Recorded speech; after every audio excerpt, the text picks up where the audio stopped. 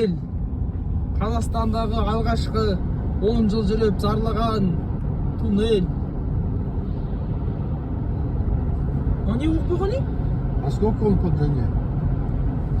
Ой, метра 200, наверное. Небольшой.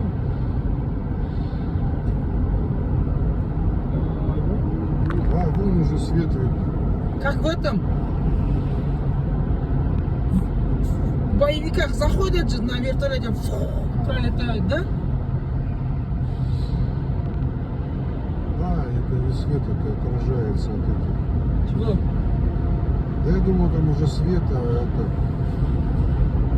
Машина вот эта, тут темная, она... Не, уже. Она... Мало, чуть-чуть А, осталось. вон, да.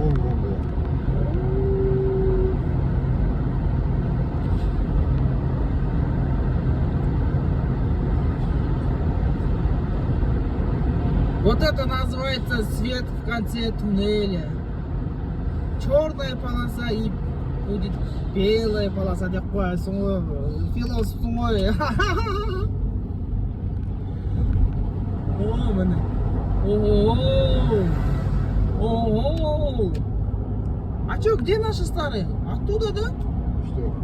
Старая дорога осталась.